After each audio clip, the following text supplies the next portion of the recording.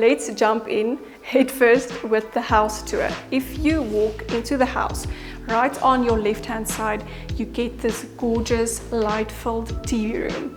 But when I came for the house viewing, I just knew this space needed an anchoring point, something that draws your attention to the TV room. We decided to do a custom TV wall unit. So this wall unit will come over on this side of the room, so it will cover this entire wall. So it's going to be divided into 3 sections. For a filter for this room, we're going to do Roman linen blinds.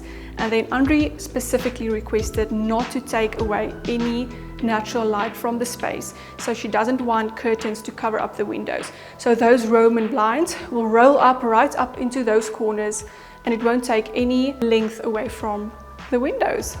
So that is going to form the basis of this room. But the really tricky part was trying to establish the room layout. For the living room layout, we are positioning 2 sofas opposite each other. The wall unit will be situated on the right hand side against the wall. An oval coffee table will be centrally placed, ensuring maximum walking space. And then there's also going to be 2 chairs at the corner of each sofa. So this arrangement will give the living room a grand entrance from the left hand side, and then will also just improve the overall flow of the home. We move over to the kitchen. So you can see the kitchen is a very open and bright space as well, with big open windows. And that's the thing with the kitchen, is you can really get away with not having to add blinds or curtains, because it's not a very personal space. But it's very important to add warm elements, textures or wooden elements or decor. So in this kitchen we are adding 2 gorgeous pendant lights over here, and then we're adding a Turkish runner for warmth that will go over here, and then also some counter stools, and then just rounding off the shelf styling. Okay, now we are officially onto the dining room. So Andre has been collecting these gorgeous vintage furniture pieces over the years, and some of them she didn't want to just scrap with the design of the new decor.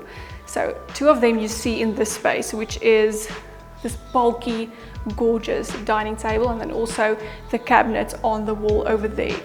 I absolutely adore working with vintage furniture because it gives your house such almost a casual lived-in feeling. So I think if you can combine that with modern elements, it's just a match made in heaven. Okay, the only thing that really did bother me with this current setup is there's too much wooden elements, so it feels quite harsh.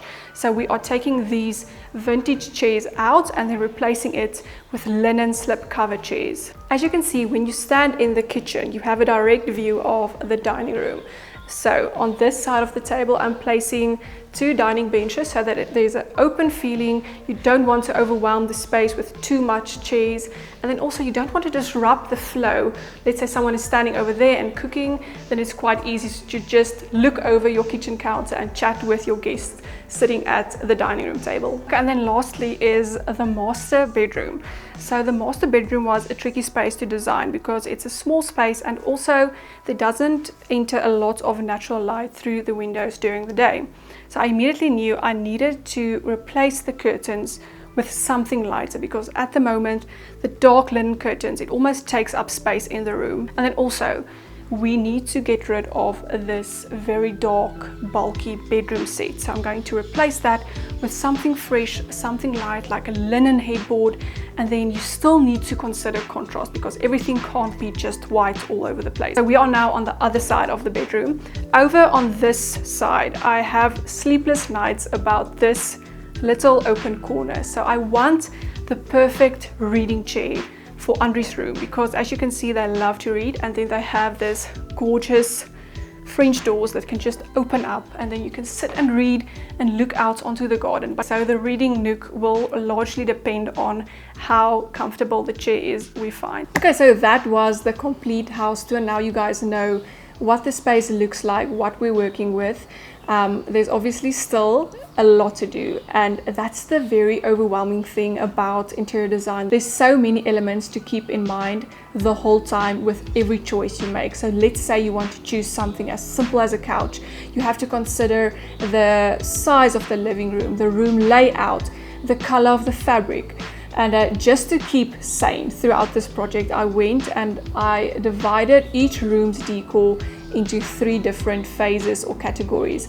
So firstly, you get the shell of the room. So you start by picking your light fixtures, your blinds, curtains, and then the rug. So everything on the outside of the room, if that makes sense. These elements seem so unimportant at first, but they really have the ability to send you in a certain direction when it comes to each room. Once you've established these shell elements, so your rug and things like that, you want to move on to the space filling elements. So this is usually your bigger furniture pieces like your couches, your coffee tables, all your bigger furniture pieces. And just to get back on that first point I made on why it's so important to establish your shell first, is because let's say you jump right in and you want to order your sofa first. If you don't know the undertones of your rug, for example, you might end up ordering a fabric for your sofa that has a cool undertone and your rug has a warm undertone, and then those two will clash. So once you've worked through the first 2 phases, your shell and your